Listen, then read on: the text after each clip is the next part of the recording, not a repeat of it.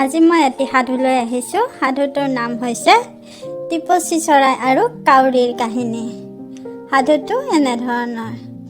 গৃহস্থ ঘৰৰ চোতালত ধান আৰু জলকীয়া ৰ'দত শুকাবলৈ দিছে।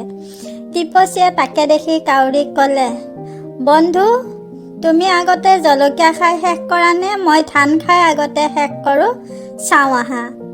কাউৰীয়ে ক'লে, মই জলকীয়া আগতে খাই শেষ কৰিব পাৰিম। টিপচীয়ে ক'লে, মই আগতে ধান খাব পাৰিম। কাউৰীয়ে ক'লে, যদি খাব নোৱাৰা কি হ'ব? টিপচীয়ে ক'লে, যদি খাব নোৱাৰোঁ তুমি মোৰ বুকু ফালি খাবা, আৰু যদি তুমি নোৱাৰা তেতিয়া কি হ'ব? কাউৰীয়ে ক'লে, তুমি মোৰ বুকু ফালি খাবা। এই মীমাংসা হোৱাৰ পিছত দুয়ো ধান আৰু জলকীয়া খাবলৈ আৰম্ভ কৰিলে। টিপচী পক্ষীয়ে কুট কুটকৈ ধান খাইছে আৰু কাউৰীয়ে খপ খপ কৰি একোটা জলকীয়া খাইছে। চাই থাকোঁতেই কাউৰীয়ে জলকীয়া খাই শেষ কৰিলে। বেচেৰি টিপচী মইনাই খাবই পৰা নাই। অকণমানি মুখখনেৰে কিমাননো খুটি খুটি খাব পাৰিব? জলকীয়া শেষ কৰি কাউৰীয়ে ক'লে, পিছে বন্ধু কোন জিকিল? কিলা বন্ধু হয় যদি মোৰ বুকু ফালি খাব পাৰা খোৱা, কিন্তু তুমি বহুত লেতেৰা বস্তু খোৱা, মুখখন ভালকৈ ধুই আহিব লাগিব।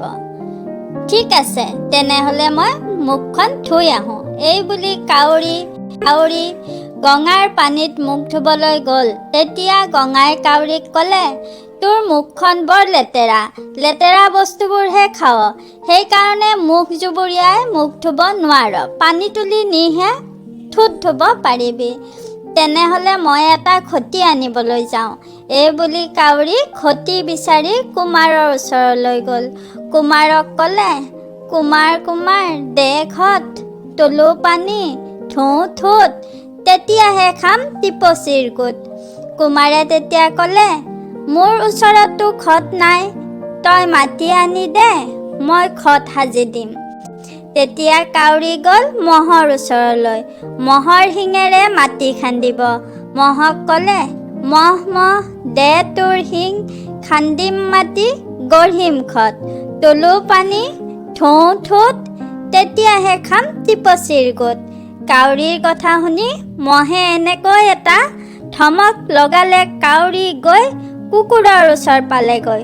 কুকুৰক ক'লে, কুকুৰ মহক মাৰ, ল'ম শিং, খান্দিম মাটি, গঢ়িম ঘট, তুলিম পানী, পখালিম মুখ, তেতিয়াহে খাম টিপচীৰ গোট।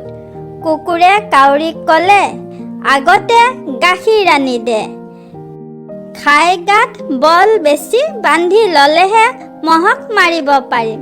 কাউৰীয়ে কুকুৰৰ কথা শুনি একে কোবেই গাই গৰুৰ ওচৰ পালেগৈ। গাই গৰুক ক'লে, গাই দে গাখীৰ, কুকুৰে খাব মাৰিম মহ, শিং ল'ম মাটি খান্দিম, গঢ়িব ঘট, তুলিম পানী, পখালিম খুট, তেতিয়াহে খাম টিপচীৰ গোট। গাই গৰুৱে ক'লে, আগতে ঘাঁহ আনগৈ, তেতিয়াহে গাখীৰ দিম। কাউৰী গৈ পথাৰ পালেগৈ। ক'লে, পথাৰ ঘাঁহ দে, গৰুৱে খাব গাখীৰ দিব, কুকুৰে খাই মাৰিব মহ, ল'ম শিং, খান্দিম মাটি, গঢ়াম ঘট, তুলিম পানী, ধুওঁ ঠোঁট, তেতিয়াহে খাম টিপচীৰ গোট। পথাৰে ক'লে, ঘাঁহ লাগে যদি তই কাটি লৈ যা।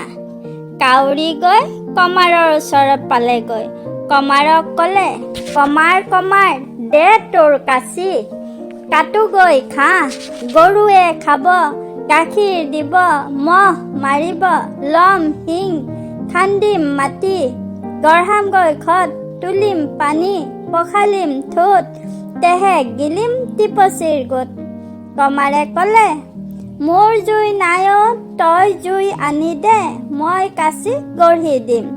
এইবাৰ জুই আনিবলৈ গৃহস্থৰ ঘৰলৈ গ'ল। গৃহস্থক ক'লে, হেৰা গৃহস্থ, দিয়াচোন জুই, গঢ়িম কাঁচি, কাটিম ঘাঁহ, খাব গায়ে, গাখীৰ দিব, কুকুৰে খাই বলৱান হৈ মাৰিব মহ, ল'ম শিং, খান্দিম মাটি, গঢ়াম ঘট, তুলিম পানী, পখালো ঠোঁট তেতিয়াহে খাম টিপচীৰ গোট। তেতিয়া গৃহস্থই জুই আনি ক'লে, জুই যে খুজিছ দিছো নিবি কিহত?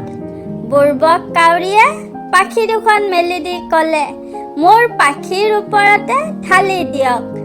পাখিত জুই ঢালি দিয়াৰ লগে লগে কাউৰী স্বৰ্গলৈ যাত্ৰা কৰিলে। টিপচী খোৱাৰ আশা মনতে থাকিল।